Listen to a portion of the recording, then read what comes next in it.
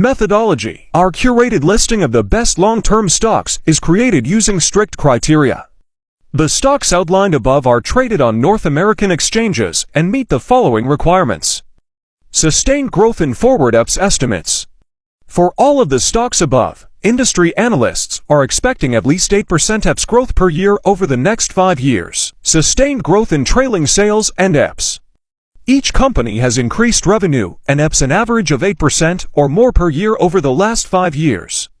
Actual EPS numbers should have increased steadily over the past 10 years. Price drops are limited. Each stock has not experienced a sustained decline of more than 41% in the last 10 years.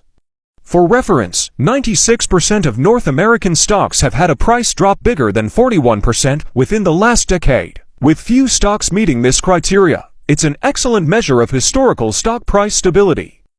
Minimum price and volume.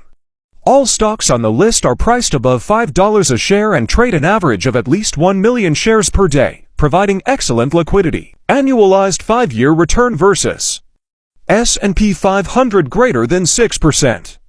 Each stock should have outperformed the S&P 500 significantly over the last half-decade. Shareholder yield is greater than 0. Shareholder yield is a combination of dividends, share buybacks, and share issuance.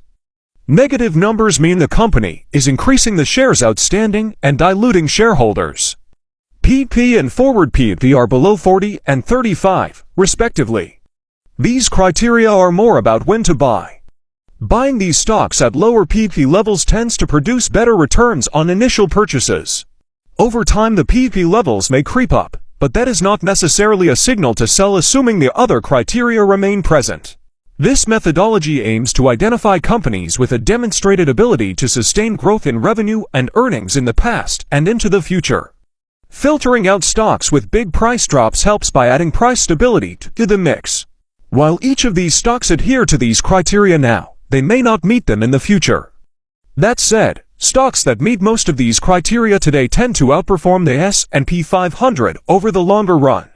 If a stock is no longer meeting most of the criteria, then it may be time to sell and buy other stocks that do meet most or all of the criteria above. Please note that the stocks above were selected by an experienced financial analyst, but they may not be right for your portfolio. Before you decide to purchase any of these stocks, do plenty of research to ensure they are aligned with your financial goals and risk tolerance.